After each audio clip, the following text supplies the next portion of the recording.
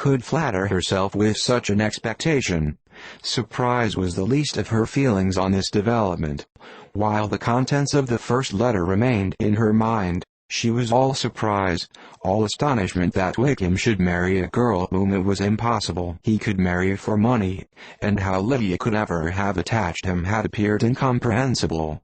But now it was all too natural. For such an attachment as this she might have sufficient charms, and though she did not suppose Lydia to be deliberately engaging in an elopement without the intention of marriage, she had no difficulty in believing that neither her virtue nor her understanding would preserve her from falling an easy prey. She had never perceived, while the regiment was in Hertfordshire, that Lydia had any partiality for him, but she was convinced that Lydia wanted only encouragement to attach herself to anybody. Sometimes one officer, sometimes another, had been her favored, as their attentions raised them in her opinion. Her affections had continually been fluctuating, but never without an object. The mischief of neglect and mistaken indulgence towards such a girl, oh, how acutely did she now feel it!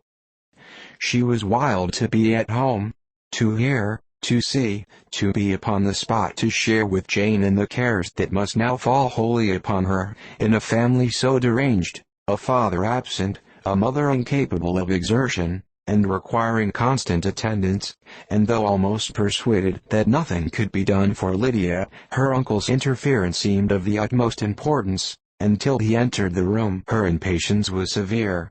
Mr. and Mrs. Gardiner had hurried back in alarm, supposing by the servant's account that their niece was taken suddenly ill, but satisfying them instantly on that head, she eagerly communicated the cause of their summons, reading the 2 letters aloud, and dwelling on the postscript of the last with trembling energy. Though Lydia had never been a favorite with them, Mr. and Mrs. Gardiner could not but be deeply afflicted. Not Lydia only, but all were concerned in it, and after the first exclamations of surprise and horror, Mr. Gardiner promised every assistance in his power. Elizabeth, though expecting no less, thanked him with tears of gratitude, and all 3 being actuated by one spirit, everything relating to their journey was speedily settled. They were to be off as soon as possible. "But what is to be done about Pemberley?" cried Mrs. Gardiner.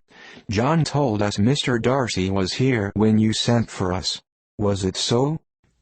"Yes, and I told him we should not be able to keep our engagement. That is all settled." "What is all settled?" repeated the other, as she ran into her room to prepare. "And are they upon such terms as for her to disclose the real truth? Oh, that I knew how it was!"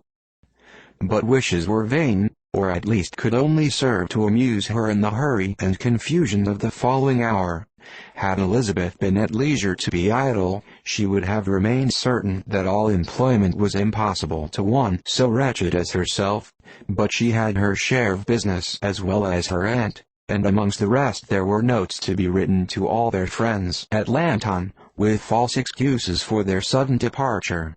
An hour, however, saw the whole completed, and Mr. Gardiner meanwhile having settled his account at the inn, nothing remained to be done but to go, and Elizabeth, after all the misery of the morning, found herself, in a shorter space of time than she could have supposed, seated in the carriage, and on the road to Longbourn.